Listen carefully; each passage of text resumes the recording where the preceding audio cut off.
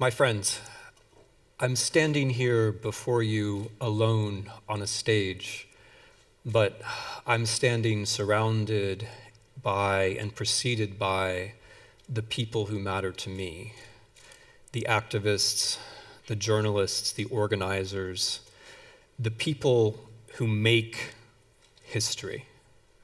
Now, I'm a historian, and my simple job in the few minutes that we're going to spend together is to think with you about what that means. What does it mean to make history? Why do we need history? What does history have to do with human rights, with freedom, with democracy? Now, we all know that history can teach us about patterns.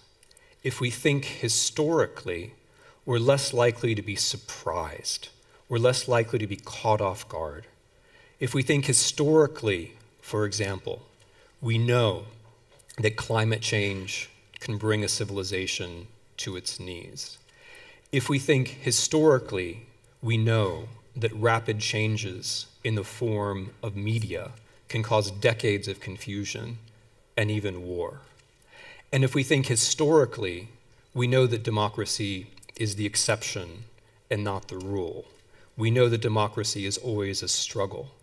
The ancient Greeks, who gave us the word democracy, concluded that the struggle was too great.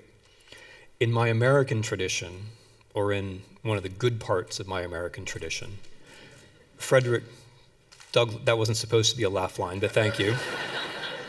Always welcome. Frederick Douglass reminds us that democracy is always an uphill struggle against inequality, but that it's a struggle that's worth it. So democracy can give us patterns. Democracy can keep us from being surprised. History can also give us lessons. We're not so far away from the 20th century. Here in the 21st, we need the 20th century, not just as a reminder of how things can go wrong, but also as a source of lessons about how to put things back right. The 20th century is the century of the transport, of the concentration camp, of the gulag, of mass starvation, of the killing fields, of the gas chambers. But it is also the century of the people who observe these events and other forms of mass violence around the world, and who left us with a series of very specific lessons which I think are worth remembering. We know from the 20th century that it's very important not to obey in advance, that in the beginning at least, it's not so much that dictators take power as that they receive power from people who are willing to normalize along with them. That was an American reference, thank you. We know from the 20th century that it's very important to stand out, that if you don't feel a little bit strange, if you're not doing something that's different from what other people are doing, you're probably not free. We know from the 20th century that freedom is association.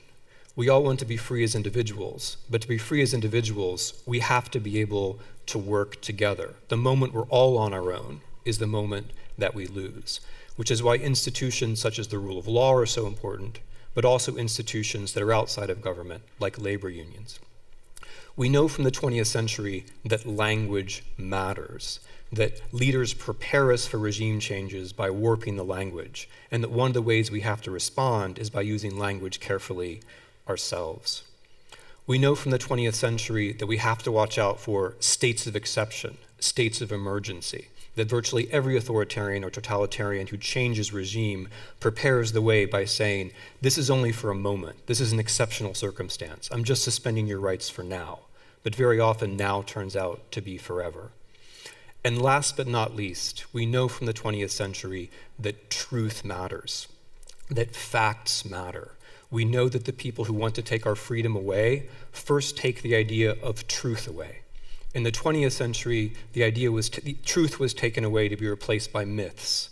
Now truth is taken away to be replaced by total cynicism, by indifference, by withdrawal from the future.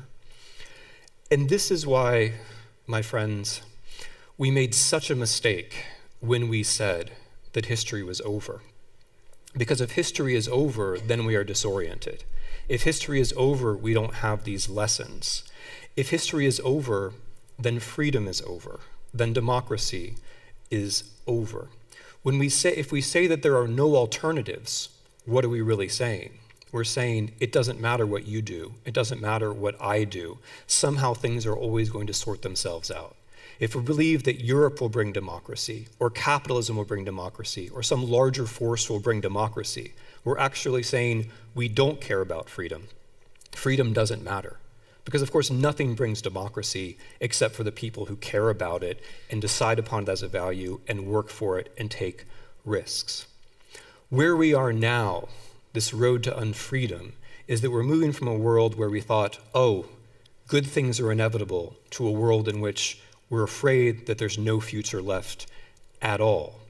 If you look at the people or the groups who are trying to take freedom away from us now, it's striking that what they have in common is that they're killing the future.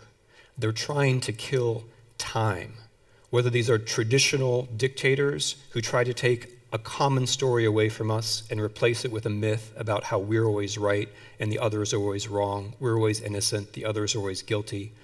Whether it be digital powers, private or public, who try to keep our eyes peeled to the screen and draw us into an eternal present where we get angry at others but we never actually do anything about it.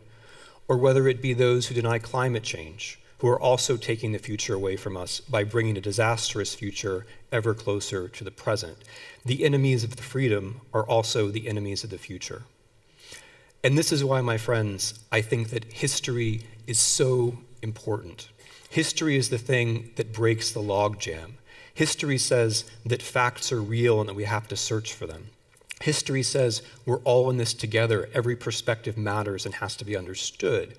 And history says time is moving in one direction, that we learn from the past about the limits in the present, but that once we learn about the limits of the present, we also learn the ways around, the ways through, the combinations that will get us into a better future. We need history in order to have the future, because what is freedom after all, except a choice about what is good, a choice among various goods, the ability to imagine what is better and to project it into the future and to make that future. We can't do that without history. And this is my plea then. Those of you who have power, and some of you are here and some of you are listening, be concerned about structures, whether they're digital, ecological, or structures of inequality, which make it harder for others to be free. And those of you here, my friends, the dissidents, the activists, the journalists, the organizers, thank you. It's not just that you're making history in the sense that others will write about what you do. You're making history in the sense that you're helping us all to have a future. And that is why those are my last words. Thank you.